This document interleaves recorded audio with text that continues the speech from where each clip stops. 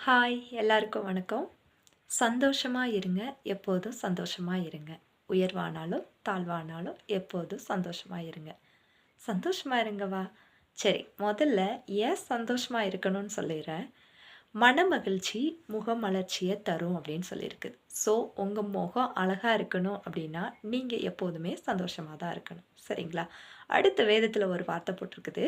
"ஆபத்து காலத்தில் சோர்ந்து போவாயானால், உன் பலன் குறுகினது" அப்படின்னு போட்டிருக்குது. ஸோ, நீங்க பலசாலியா, நல்லா ஆக்டிவா இருக்கணும் அப்படின்னா, கண்டிப்பா நீங்க எப்படி தான் இருக்கணும் அப்படின்னா, சந்தோஷமா தான் இருக்கணும். சரிங்க, சந்தோஷமா இருக்கணும்னு சொல்லியாச்சு. சரி, எனக்கு எப்ப பார்த்தாலும் கவலையாவே இருக்குது. நான் எப்படிங்க சந்தோஷமா இருக்குது? அப்படின்னு தானே கேட்குறீங்க. அதுக்கு தாங்க வேதத்தில ஒரு வசனம் போட்டிருக்குது. "முந்தினவைகளை நினைக்க வேண்டாம், பூர்வமானவைகளை சிந்திக்க வேண்டாம்" அப்படின்னு போட்டிருக்குது. நம்மகிட்ட எதுக்காண்டி இந்த சந்தோஷம் இல்லாம இருக்கு அப்படின்னா, எப்ப பார்த்தாலும் முன்னாடி நடந்த காரியத்த குறிச்சு சிந்திச்சு கவலைப்படுறது.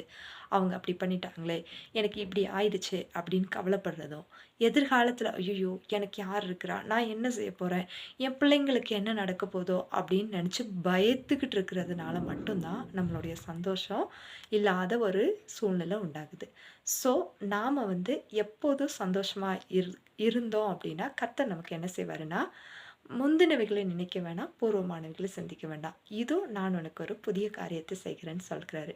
அது எப்படி இருக்கும் அப்படின்னா, வனாந்தரத்தில வழியையும், அவாந்தர வெளியில ஆறுகளையும் உண்டாக்குவேன் அப்படின்னு சொல்றாரு. அதாவது எந்த ஒரு அறிகுறியுமே இருக்காது. ஒரு வனாந்தரமான இடத்துல ஒரு வழி உண்டாகும் நமக்கு. அவாந்தரமா இருக்கும். எந்த ஒரு அதாவது தண்ணிக்கு எந்த இதுவும் இல்ல. ஆனா அந்த இடத்துல ஒரு ஆறு புறப்பட்டு வரும். அதே மாரி தாங்க, நாம எப்பயும் கர்த்தருக்குள்ள சந்தோஷமா இருந்தோம் அப்படின்னா, நமக்கு இதுவே நடக்கவே நடக்காது. நம்ம வாழ்க்கையில இப்படியெல்லாம் நடக்குமா?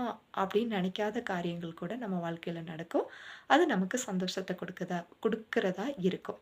ஸோ, இதுக்கெல்லாம் காரணம் என்ன அப்படின்னா, நாம சந்தோஷமா இருக்கணும். ஏன்னா கர்த்தர் நாம சந்தோஷமா இருக்கிறத ரொம்ப விரும்புறாரு. ஸோ, நீங்க சந்தோஷமா இருங்க. இந்த வீடியோ உங்களுக்கு பிடிச்சிருக்கு அப்படின்னா, இத லைக் பண்ணுங்க, ஷேர் பண்ணுங்க, சப்ஸ்கிரைப் பண்ணுங்க. Thank you. God bless you.